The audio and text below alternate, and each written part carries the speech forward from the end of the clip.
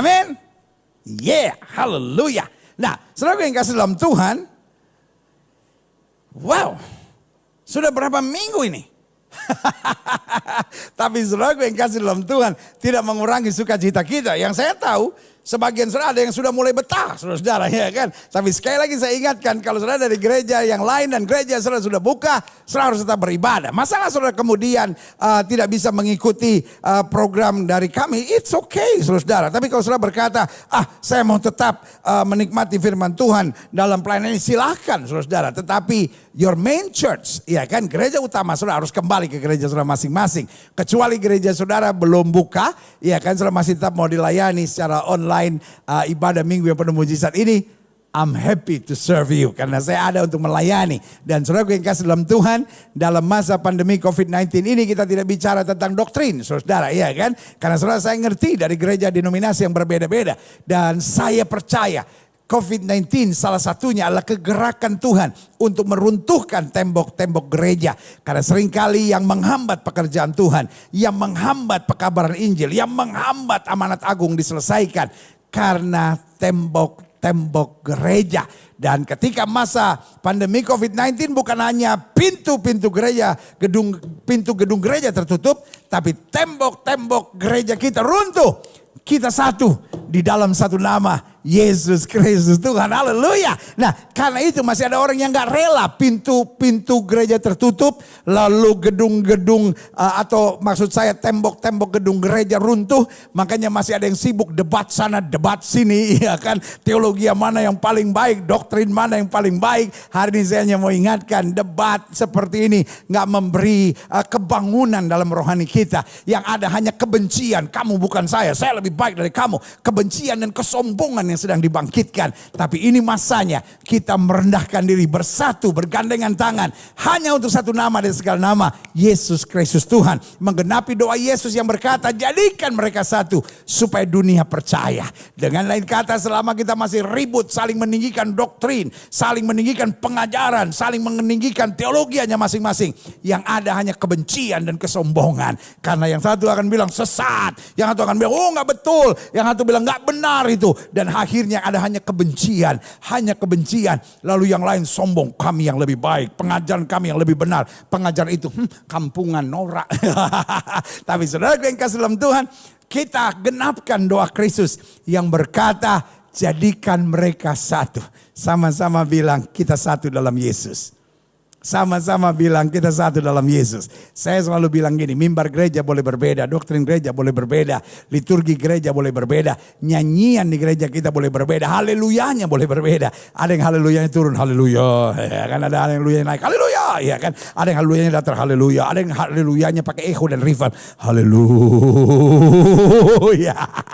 Tapi saudara yang kasih dalam Tuhan, kita tetap satu di dalam Yesus Kristus Tuhan. Berikan tepuk tangan yang meriah buat Tuhan, haleluya. Yeah. Hari ini kita masih bicara tentang 33 hal dahsyat tentang salib. Kita sekarang masuk bagian ke-8. Dan salib adalah fokus pandangan kita. Jadi salib bukan hanya kita pikul. Salib bukan hanya kita pegang. Salib bukan hanya dasar kita untuk melatih diri dan semangat kita untuk berbuat sesuatu. Tapi salib juga harus menjadi fokus pandangan kita. Apapun yang terjadi, kita pandang salib. Karena di salib itu saya tahu, Yesus sudah menyelesaikan segala-galanya yang saya tidak bisa selesaikan. Haleluya. Buka Alkitab kita sama-sama. Sama-sama bilang sama saya, fokus saya adalah salib. Waktu saya ngomong begini pasti ada yang nyinyir dan bilang, berarti Gilbert sudah merubah Yesus menjadi salib. Loh, yang saya bicarakan salib di sini, salib yang di dalamnya ada kuasa Yesus. Dan Yesus yang saya bicarakan ini adalah Yesus yang tersalibkan, saudara. Jadi tidak bisa dipisahkan, tolong. Maksudnya jangan terlalu on banget gitu. Jangan semangat selalu untuk debat menunjukkan apa isi otak. Ada orang yang begitu semangat untuk debat, sampai waktu dia debat kelihatan betul. Otaknya kosong, saudara, ya kan? Sampai dikritik, apa itu? Masa Gilbert bilang fokus pandangan kita udah bukan Yesus lagi tapi salib. Loh, salib yang di dalamnya Yesus yang mati dan curahkan darah buat kita. Haleluya. Ya kan? Tapi yang mau berdebat berkata, tapi kok Yesusnya? Sudahlah, biarkan saja. Engkau berdebat sama pohon pisang saja. Tapi saya tetap akan memberitakan firman. Bahwa Yesus sudah disalibkan. Dan di salib itu ada Kristus yang mencurahkan darahnya. Supaya barang siapa yang percaya kepada tidak binasa. Melainkan beroleh hidup yang kekal. Yang setuju katakan amin. Ibrani 12.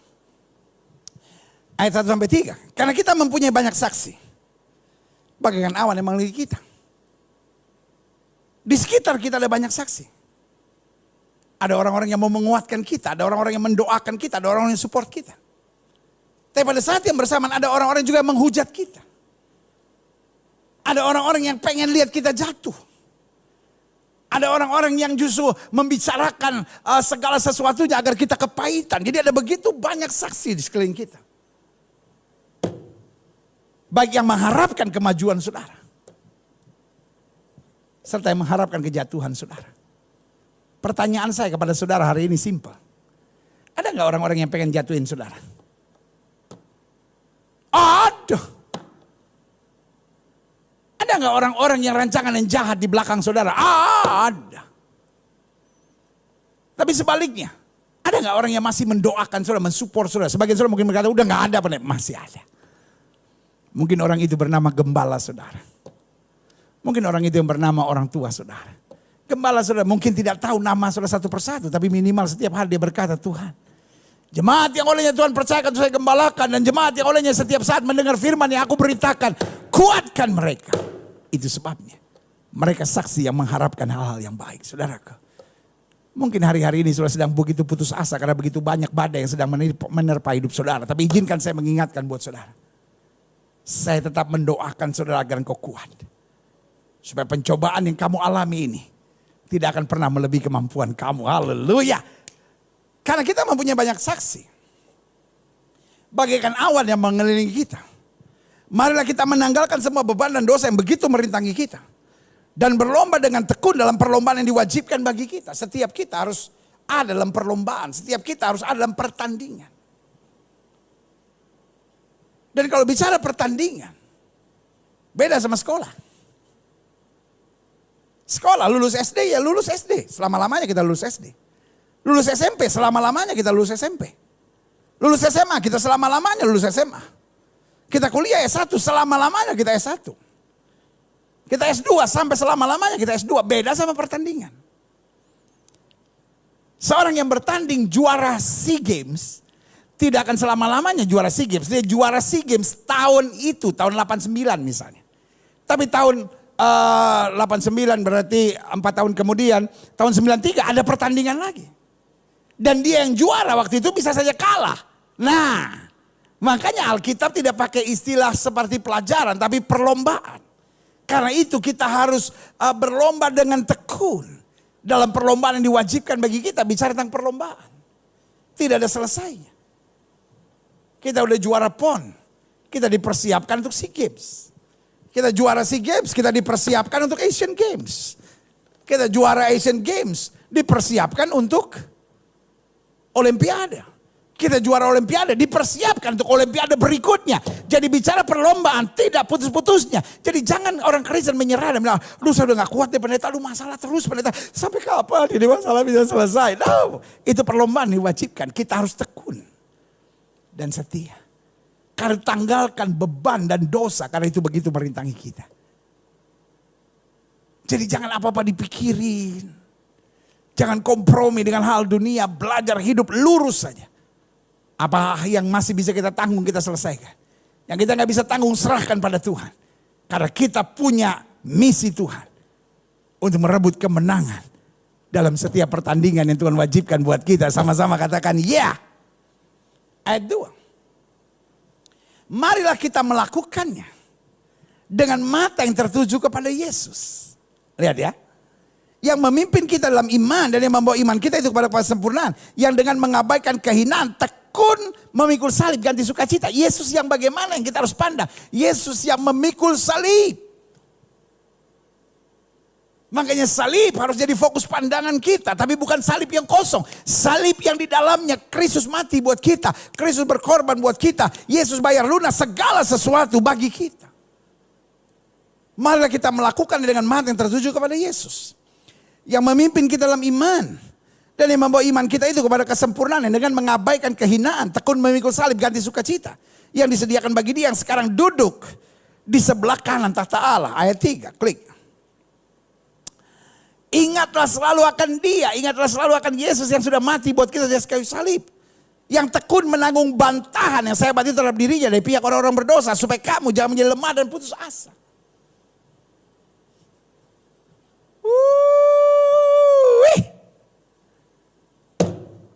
Makin jelas buat kita. Devil's target. Targetnya setan supaya engkau lemah dan putus asa. Tapi Alkitab mengajarkan. Look upon the cross. Pandang salib. Yesus yang menanggung kehinaan sehebat itu buat kita. Dia juga akan memampukan kita untuk kuat menghadapi segala perkara. Karena dia duduk di sebelah kanan Allah.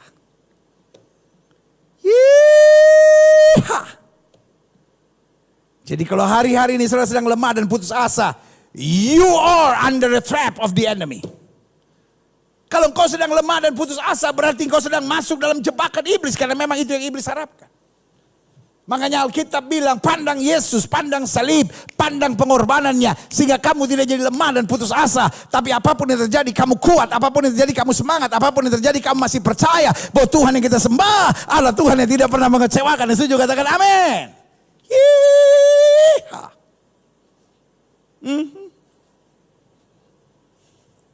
Lama-lama saya kalau ketemu orang stres kayaknya. Kebiasaan gak ada orang di gereja. Aduh, berapa puluh tahun ya? Ada kali 30 tahun. Saya dari satu lapangan ke lapangan lain, dari satu auditorium ke auditorium lain. Dari satu sport hall ke sport hall lainnya. Di depan saya lihat ribuan orang, bahkan puluhan ribu. Tapi selama 3 bulan lebih ini, saya nggak lihat orang di depan saya. Saya cuma lihat 1, 2, 3, 4 kameramen di depan saya. Tiap kali kebaktian. Lama-lama. Aduh, saya bayangin. Pas pandemi COVID-19 selesai. Nggak tahu kapan selesainya. Iya kan? Tiba-tiba saya masuk ibadah. Ribuan orang saya lari lagi. Karena ketakutan. Dia tinggi banyak orang. Iya kan? Ini namanya new normal saudara. Pendeta kok khotbah cuma ngadepin kamera. Tapi indah. Saya tetap percaya saudara di rumah-rumah diberkati. Ini kan sama seperti saya masuk di rumah saudara dan menggambarkan Injil buat saudara. Ya kan? Saya percaya rumah saudara pasti diberkati. Haleluya. Habis di rumah saudara suka berkelahi terus sih. Makanya Tuhan izinkan sekarang ibadah di rumah. Supaya saudara juga ikut memuji-muji di rumah. Saya percaya atmosfer di rumah saudara harus berbeda.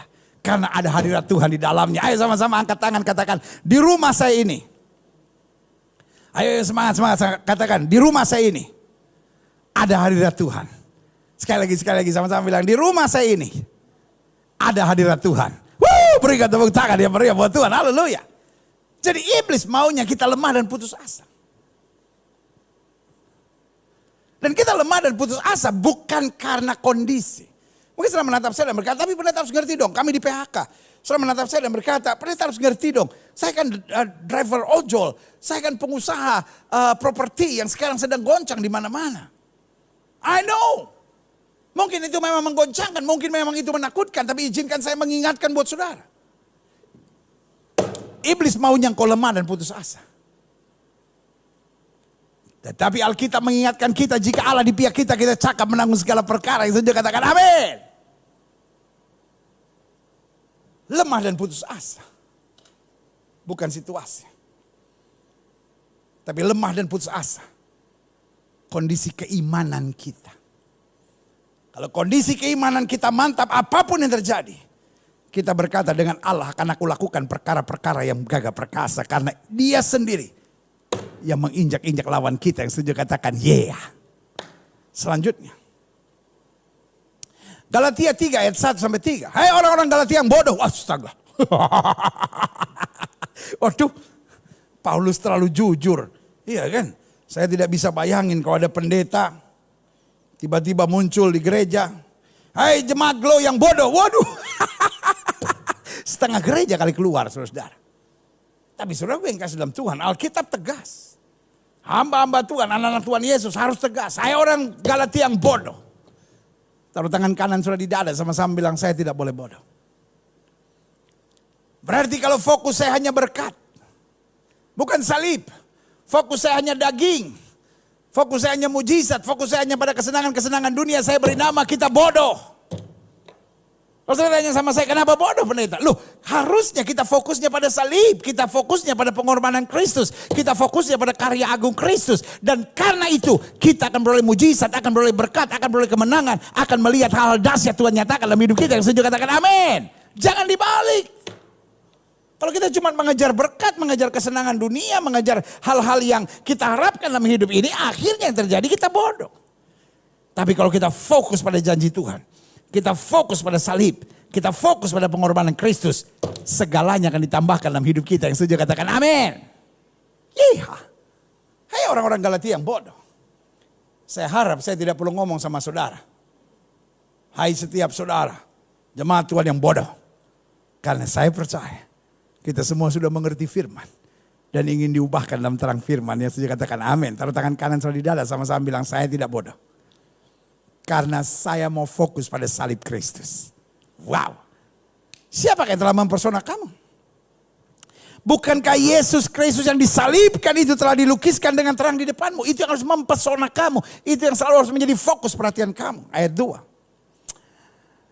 Hanya ini yang hendak ku ketahui daripada kamu. Adakah kamu telah menerima roh karena melakukan hukum Taurat atau karena percaya pada pemberitaan Injil? Jadi kekuatan sendiri atau iman. Iya kan? Ada orang yang pikir apa-apa kekuatan. No, hidup ini bukan soal kemampuan dan kekuatan. Hidup ini soal penyerahan dan iman kepada Tuhan. Waktu kita berserah dan beriman, kita kuat menghadapi segala perkara. Setuju katakan amin. Kita lihat selanjutnya, klik. Adakah kamu sebodoh itu? Kamu telah mulai dengan roh. Maukah kamu sekarang mengakhiri dalam daging?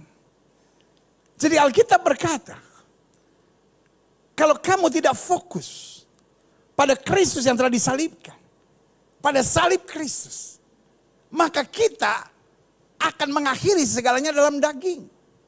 Karena yang kita cari hanyalah berkat, yang kita cari hanyalah sukses, yang kita cari hanyalah kenikmatan dunia, yang kita cari hanyalah kenikmatan daging. Kalau Alkitab ajarkan kita, orang yang mencari kerajaan Allah semuanya akan ditambahkan. Orang yang fokusnya pada salib akan menerima segala kemenangan yang Tuhan sudah sediakan. Yang setuju katakan amin. Nah, saya pelajari di sini, klik. Apa yang menjadi fokus kita akan mempengaruhi kekuatan kita, semangat serta sukacita kita dalam menjalani kehidupan. Ibu-ibu yang senang ke mall, fokusnya adalah kesenangan di mall. Itu bisa berjam-jam di mall. Berdiri, jalan, ngobrol, ketemu teman, bisa berjam-jam. Tetapi kalau di gereja bisa rasa kayak risih gitu. Iya kan? Saudara-saudara yang fokusnya senang main game. Fokusnya senang hanya main handphone, stalking Instagram orang. Kalau ikuti ibadah seperti ini 2 jam lebih aja, wah stres. Nih, pendeta kurang hikmat apa? Kan ini ibadah online begini, setengah jam cukup. Iya kan? Coba lihat, review handphone saudara itu. Berapa lama saudara sehari pegang layar handphone saudara nyala itu? Iya kan? Jadi dari sini yang saya mau ingatkan buat saudara, apa yang menjadi fokus kita? Akan sangat mempengaruhi kekuatan kita, semangat kita, sukacita kita dalam menjalani kehidupan. Jadi kalau fokus kita hanyalah kenikmatan daging, fokus kita hanya sukses, fokus kita hanya berkat. Ketika itu tidak bisa kita raih, wah kita panik betul. Kita kecewa betul, kita stres betul. Waktu sesuatu diambil daripada kita, waduh kita bisa masuk rumah sakit, stres saudara. Ayub mengerti, fokusnya bukan berkat. Fokusnya bukan sukses, waktu semua diambil daripadanya dia bilang, Tuhan yang memberi, Tuhan yang mengambil, terpujilah nama Tuhan, haleluya. Jadi kenapa penting fokus dalam kehidupan? Karena dia menentukan semangat kita, kekuatan kita, serta sukacita kita. Jadi kalau fokus kita uang, fokus kita harta, fokus kita nama, fokus kita kenikmatan daging.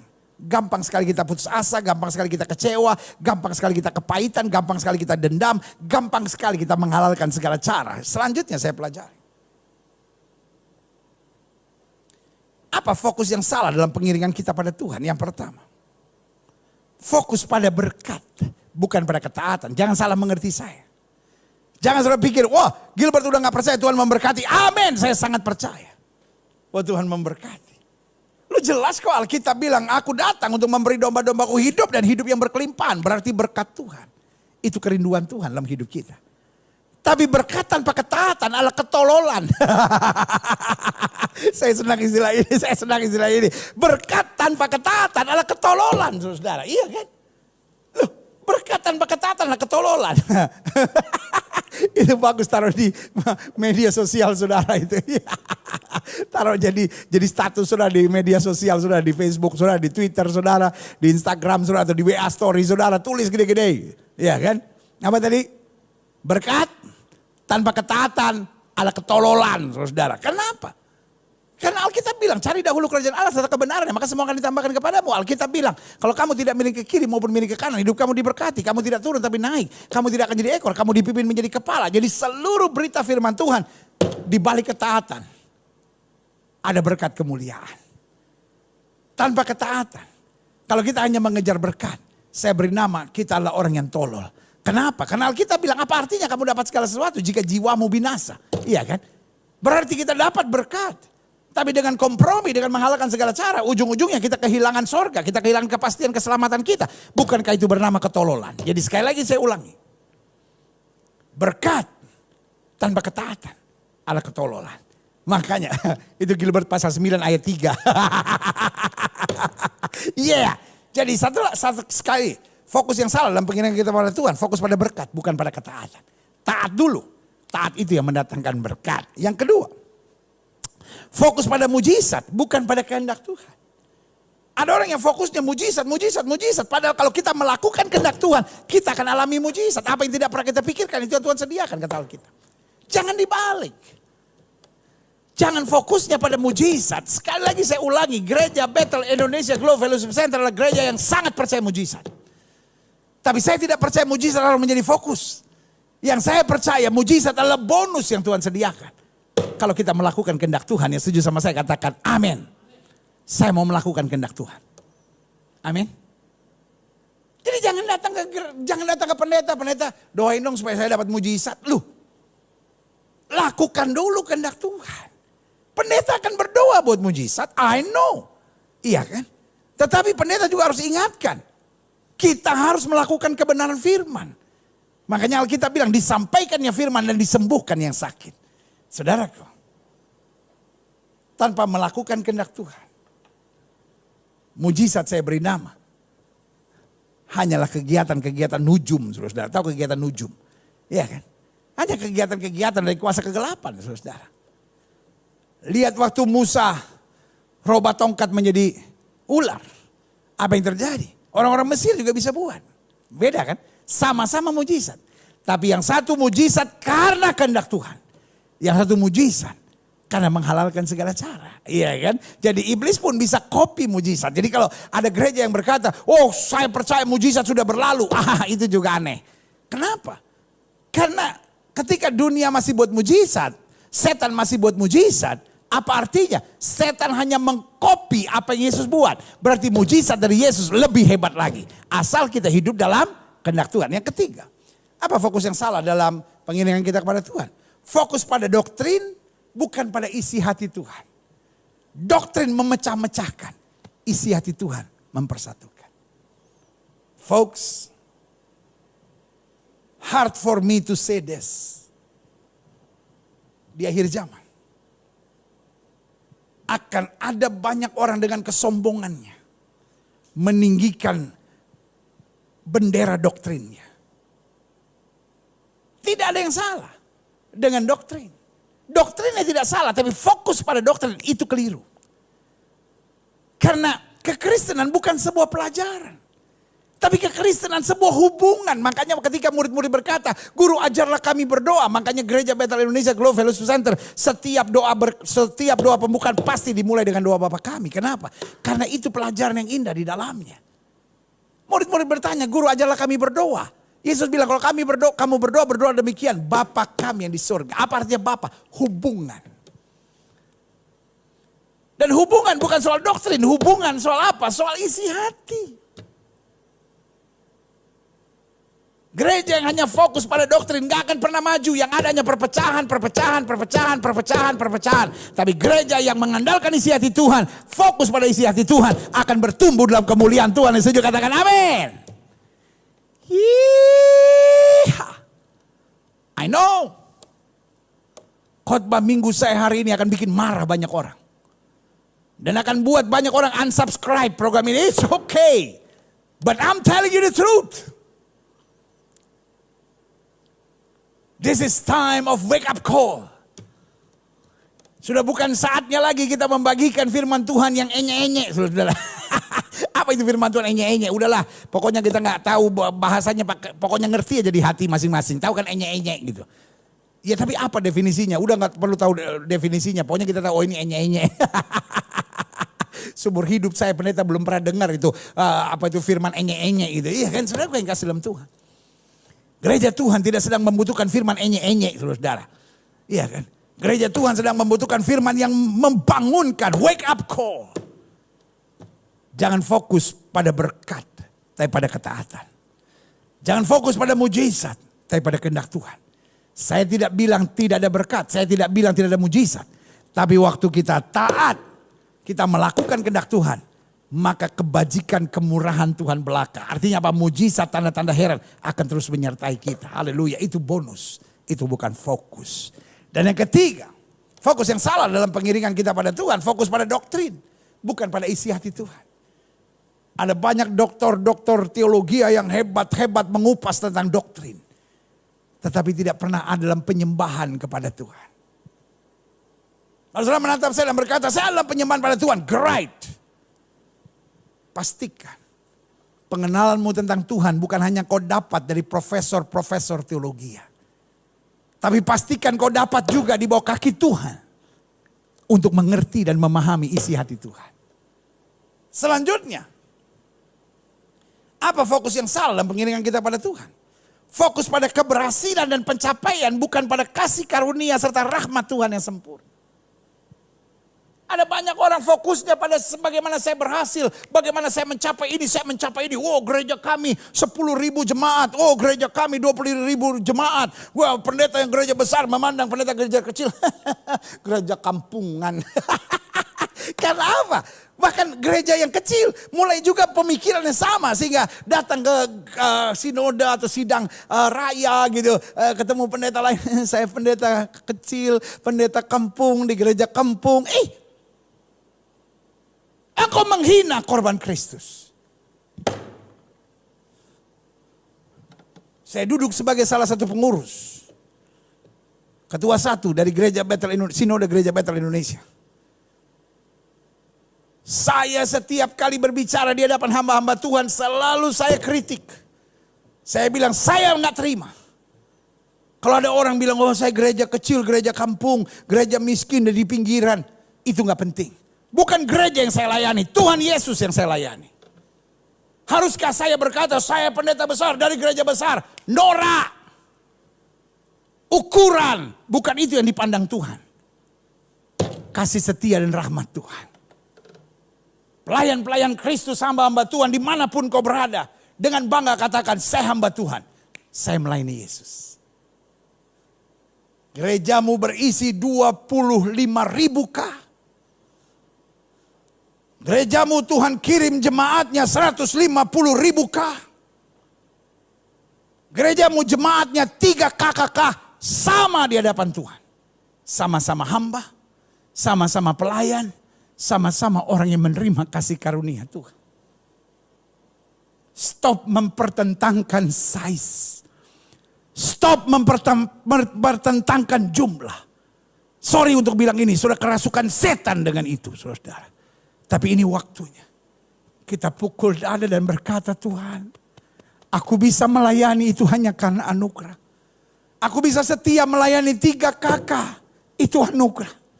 Saya bisa melayani dengan kesusahan dan penderitaan di kampung saya, di tempat kecil yang saya layani, itu adalah anugerah. Tapi saya bisa bertahan di tengah kota besar dengan ribuan jemaat, tapi tetap memandang Tuhan, itu pun anugerah, saudaraku. Come on church, change your focus. Jangan fokus pada size. Selalu saya bilang, orang-orang yang datang dan berkata, saya pendeta kecil dari gereja kecil, adalah orang sombong. Mungkin sudah menatap saya dan berkata, kenapa sombong pendeta? Justru dia merendahkan diri. No, itu orang sombong. Karena dia sedang mau menunjukkan kelebihan saya. Kamu kan gereja besar kan? Di kota besar kan? Saya nih melayani di gereja kecil, di kampung kecil. Itu kesombongan yang tersembunyi dalam kerendahan hatinya. Dia sedang menyombongkan kerendahan hatinya. Sorry untuk bilang.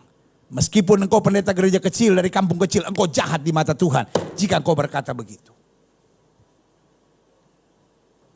Ups. Saya udah bilang, khotbah saya hari ini banyak bikin orang marah. Tapi saudara mau marah sama saya mencintai saudara, saya mengasihi saudara. Saya bisa khotbah untuk bikin saudara senang, iya kan? Saya bisa khotbah yang lucu-lucu saja, tapi saya menyesatkan saudara. I will tell you the truth. Saya gak mau tahu saudara dari gereja besar kah, saudara dari gereja kecil kah, salah adalah salah. Saya tidak akan hanya membela gereja kecil padahal dia salah, no. I will tell the truth. Tugas saya sebagai hamba Tuhan. Apalagi tanggung jawab saya berat sekarang karena saya ada di dunia maya. Saya ada di YouTube. Menyampaikan firman buat setiap saudara dapat mendengarkannya. Dan saya sekarang melayani secara interdenominasi. Karena itu saya harus nyatakan kebenaran Allah, kebenaran fokus hanya pada salib. Bukan pada doktrin. Bukan pada size, bukan pada keberhasilan dan pencapaian. Tetapi pada kasih setia, rahmat dan anugerah Tuhan. Engkau bisa setia di kampung kecil, di gereja kecil, dengan pendapatan yang sangat kecil. Itu bukan karena kau hebat kawan. Itu karena kasih setia dan rahmat Tuhan. Tapi engkau bisa setia di sebuah gereja besar, di kota besar. Di tengah ribuan jemaat. Tapi kau tetap fokus pada Yesus. Itu bukan karena kau hebat. Itu bukan karena kau luar biasa. Tapi itu juga karena kasih karunia Tuhan. Setiap hamba Tuhan harus bangga akan salib. Makanya Paulus katakan, kalau aku bermegah, ada 2 hal. Aku bermegah yang pertama dengan kelemahanku. Yang kedua aku bermegah pada salib Kristus. Nggak usah bangga dengan size. Dan juga nggak usah bangga dengan gereja kecil tapi tetap setia di kota kecil. No. Kita bangga. Saya hamba Tuhan. Dipilih dan dipanggil Tuhan. Ditetapkan Tuhan untuk pergi dan berbuah lebat bagi kerajaan sorga. Itu aja katakan amin. Jadi ada 4 fokus yang salah. Dan saya harap setiap saudara dibukakan oleh Roh Kudus. Untuk dapat memahami adakah fokus saya sudah benar atau keliru. 1, fokus pada berkat bukan pada ketaatan. Yang kedua, fokus pada mujizat bukan pada kehendak Tuhan. Yang ketiga, fokus pada doktrin bukan pada isi hati Tuhan. Yang keempat, fokus pada keberhasilan dan pencapaian. Fokus pada size, pada jumlah, bukan pada kasih karunia serta rahmat Tuhan yang sempurna. Tahukah saudara? Kalau kita fokus pada jumlah, kita adalah orang-orang sombong yang sedang melupakan kasih karunia dan rahmat Tuhan. Selanjutnya saya pelajari. Bagaimana supaya kita bisa fokus pada salib? Yang pertama saya pelajari. Kita bisa fokus pada salib jika kita mengerti tentang harga salib bagi kita.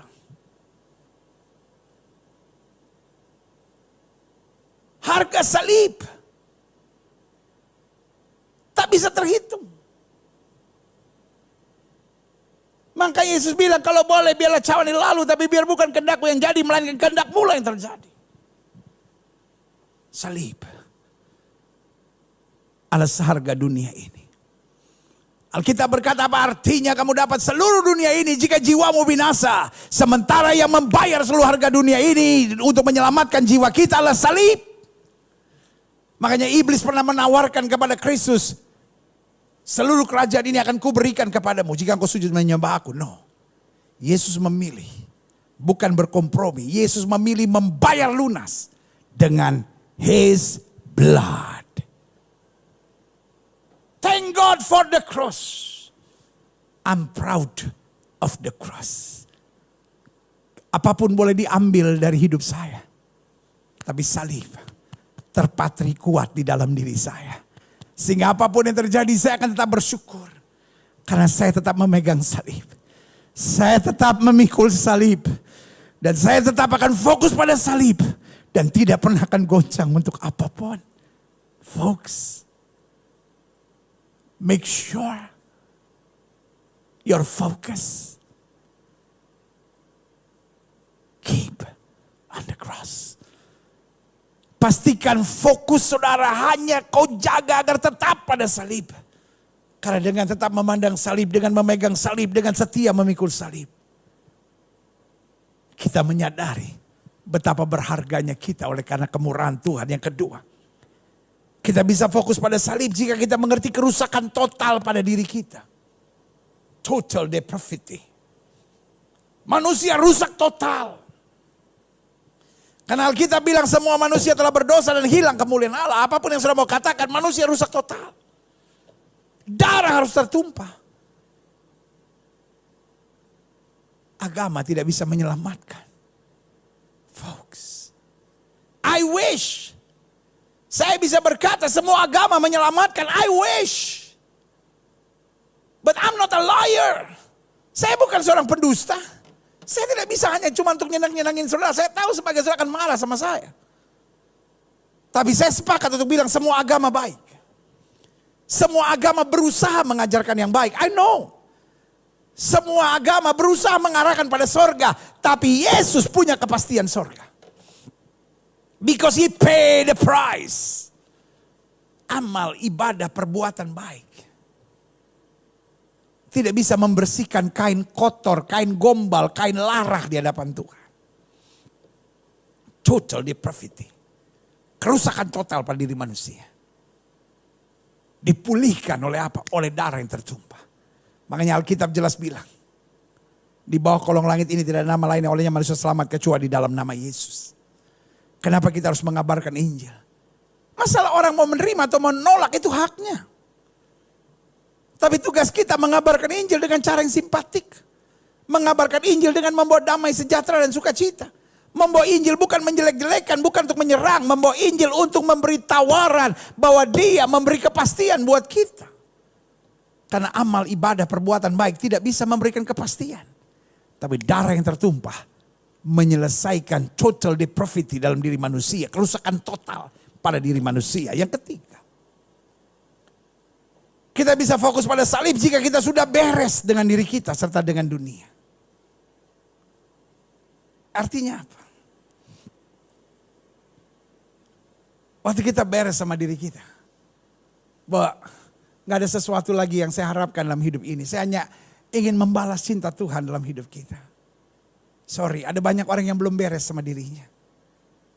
Dia masih mencari-cari sesuatu, masih mencari kenikmatan dunia. Sehingga buat dia, salib itu membosankan. Pemberitaan tentang salib adalah kebodohan.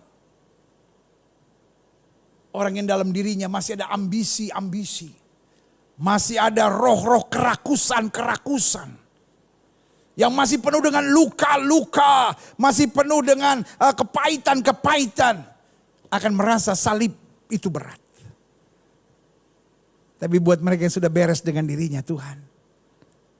Tanpa Tuhan aku gak bisa buat apa-apa. Bersama Tuhan aku cakap menanggung segala perkara. Ini yang akan fokus pada salib. Pastikan kita sudah beres. Roh-roh kerakusan. Roh-roh ambisi dunia sudah lepas. Sehingga kita berkata biar bukan kehendakku yang jadi. Melainkan kehendakmu yang terjadi. Yang setuju katakan amin. Selanjutnya kita bisa fokus pada salib. Jika mimpi kita sudah jelas. Hanya ingin mengerjakan pekerjaan yang dikehendaki Allah. Ada orang mimpinya masih kabur. Kalau di gereja, wah Tuhan saya mau berhenti merokok, saya mau hidup benar, saya mau jadi suami yang baik. Tapi kalau keluar, Kumpul sama teman-temannya, wah enak juga ya nongkrong-nongkrong ya. Wah enak juga ya diskotik ya. Wah enak juga ya orang dunia ya. Bisa shisha lah, bisa sabu-sabu lah, bisa duduk sama perempuan-perempuan lah, duduk sama laki-laki lah. Lalu kemudian selingkuh lah, lalu pornografi lah. Dan ya normal-normal aja, gak parah-parah amat. Ya cuma nyoba-nyoba aja lah ya kan. Bisa judi lah. Saudara gue yang kasih dalam Tuhan. Buat saya sebetulnya saudara orang bingung. Saudara adalah orang yang belum beres sama diri saudara sendiri. Pastikan your life is final. Pastikan hidup saudara sudah final, hidup saudara sudah beres. Mimpi saudara jelas. Saya hanya ingin meninggikan Kristus. Saya hanya ingin menjadi berkat buat sesama. Saya hanya ingin meluaskan kerajaan Allah.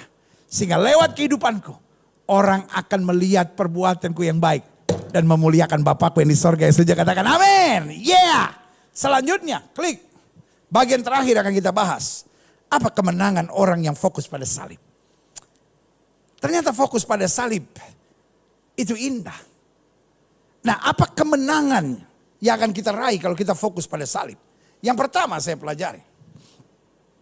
Mudah melepaskan segala yang harus dilepaskan. Jadi orang kalau fokusnya pada daging, wah, kalau pendeta suruh lepaskan perzinahan, nggak bisa dong. Batuan apa sih? Kadang kalau ngomong sembarang ya kan. Oh kita harus berhenti merokok. Wah dilawan pendetanya. Apa pendeta kok kelakuannya kayak yang punya pompa bensin. Nggak boleh merokok. Ya. Saudara yang kasih dalam Tuhan. Kenapa? Fokus kita daging. Jadi apapun yang mesti daging lepaskan. Wah emosi. Sadar abadnya gue bilang apa? Kalau Tuhan yang kami sembah sanggup tolong, dia tolong. Tapi kalau Tuhan yang kami sembah tidak sanggup tolong untuk menyembah dewa Tuhanku Raja, kami tidak mau. Mati urusan belakangan. Yang penting taat dulu. Esther bilang apa? Umumkan doa puasa. Selama 3 hari. Aku akan menghadap Raja meskipun bertentangan dengan undang-undang. Kalau terpaksa aku mati, biarlah. Lihat saudaraku yang kasih dalam Tuhan. Orang kalau fokusnya pada salib. Dia mudah melepaskan apa yang harus dia lepaskan. Adik-adik muda yang fokus pada salib. Dia mudah melepaskan pacarnya yang tidak seiman. Ada banyak orang pacaran sama orang tidak seiman. Dan terus dia pertahankan, dia doain udah 4 tahun. Belum bertobat. Lama-lama dia pikir, saya aja yang ngikut ya. Toh Yesus tetap di sini, cuma agama aja yang berubah. Tapi Yesus tetap dalam hati. Omong kosong saudara. Ini yang saya hanya mau ingatkan buat saudara. Orang yang fokus pada salib. Dia rela kehilangan apa saja. Dia rela lepaskan apa saja. Karena salib terlalu berharga. Makanya Paulus bilang apa yang dulu kuanggap kebanggaan. Sekarang kuanggap sampah. Karena pengiringanku kepada Kristus jauh lebih mulia dari segalanya. Saja katakan yeah. Selanjutnya. Apa kemenangan orang yang fokus pada salib? Memiliki kehidupan yang tenang dan asik. Mau difitnah dia pandang salib. Ya yang dialami Yesus lebih berat dari saya kok. Ya kan. Saudaraku.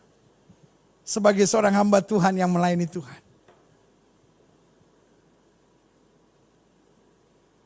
Saudaraku yang kasih dalam Tuhan. 36 tahun saya di ladang pelayanan. Saya berkhotbah pertama kali dalam hidup saya 21 Juli 1984. Dan berarti Juli tahun ini. Tepat saya melayani Tuhan 36 tahun. Itu yang berkhotbah saudara-saudara. Belum termasuk yang saya sudah terlibat dalam pelayanan. Karena sebelumnya 4-5 tahun sebelumnya saya sudah terlibat dalam kegiatan-kegiatan pelayanan di mana-mana. Baik di gereja maupun di sekolah maupun di lingkungan. Saya tahu apa artinya difitnah orang. Saya tahu apa artinya dijatuhin orang. Saya tahu apa artinya konspirasi untuk menjatuhkan dan menyingkirkan saya dengan cara-cara yang kotor. Cara-cara duniawi, cara-cara yang jahat. Yang dilakukan oleh orang-orang yang menyebut dirinya hamba Tuhan. Bahkan sorry untuk bilang. Orang-orang yang jauh senior pada saat saya waktu itu masih sangat muda. Sekarang sih udah agak lumayan. Saya sekarang sih belum tua-tua amat. Tapi udah lumayan. Tapi ingat. Saya pertama kali berkhotbah. Waktu saya umur berapa itu? 18 tahun saudara. Iya kan? 18 tahun. Saya sekolah Alkitab waktu saya umur 16 tahun saudara. Iya kan? Saya mulai berkhotbah waktu saya usia 18 tahun. Nah saudara yang kasih dalam Tuhan, saya tahu apa artinya dicurangi, dijahati. Saya tahu apa artinya difitnah, saya tahu apa artinya ditebarkan segala macam gosip sekitar saya. Saudara yang kasih dalam Tuhan, tetapi ini yang saya pelajari. Saya tetap setiap malam tidur dengan tenang. Karena yang saya pandang, segala sesuatu boleh diambil dari saya. Apa saja, gedung yang saya bangun, yayasan yang saya bangun, diambil orang, ambil. Saya gak pernah pusing. Malamnya tidur nyenyak, ngorok lagi. Sampai istri saya bilang ini orang seperti orang manusia gak ada perasaannya. Loh iya, apapun yang saya punya bukan saya punya, cuman titipan bos. Tugas saya cuma pandang salib. Dan saya berani bersaksi. Ini bukan sekedar karena saya belajar dalam Alkitab, meskipun yang saya pelajari dalam Alkitab demikian. Tapi ini yang saya alami dalam sehari-hari. Orang yang memandang salib. Apapun yang dia jalani dalam hidupnya, tenang dan asik, haleluya. Yang ketiga, jadi kemenangan orang yang fokus pada salib, yang pertama mudah melepaskan segala yang harus dilepaskan. Dua, memiliki kehidupan yang tenang dan asik. Yang ketiga, tidak stres jika harus kehilangan sesuatu. Kalau kita harus kehilangan sesuatu tidak stres. Karena kita tahu kita memang gak punya sesuatu. Kita datang ke muka bumi dengan telanjang, kita pulang dengan telanjang. Segala sesuatu yang Tuhan izinkan kita miliki, titipan. Pak, gara-gara COVID-19 engkau harus menjual rumah kah? Pak, gara-gara COVID-19 kau tidak bisa bayar cicilan mobil sampai mobilmu harus ditarik oleh bank. Pak, karena COVID-19 kau harus kehilangan perusahaanmu, Pak. Karena kau tidak bisa bayar gaji karyawan sampai akhirnya harus pilot. Saya mengerti. Masa-masa ini ada banyak orang harus kehilangan sesuatu. Tapi selama kita masih punya salib, selama kita masih memikul salib, selama kita masih memandang salib, kita masih punya segala-galanya. We carry the source of all. Yang saya pikul itu. Makanya saya gak habis pikir kalau orang bilang, saudara-saudara, hidup itu tidak bisa hanya senang-senang saja. Hidup itu harus pikul salib dengan air mata dan penderitaan. Tahukah saudara? The cross is the source of all. Salib adalah sumber segala-galanya. Salib itu sumber berkat, salib itu sumber mujizat, salib itu sumber kekuatan, salib itu sumber kesembuhan. Itu yang sedang kau pikul dan engkau berbeban berat. Yang saya percaya, memikul salib kadangkala air mata mengalir tapi senyum di pipi. Memikul salib kadangkala air mata mengalir, kadangkala kaki gemetar, tapi roh kita tetap bersorak-sorai karena the cross is the source of all. Orang boleh ambil apa saja dari saya. Saya masih punya sumbernya. Saya masih punya sumbernya.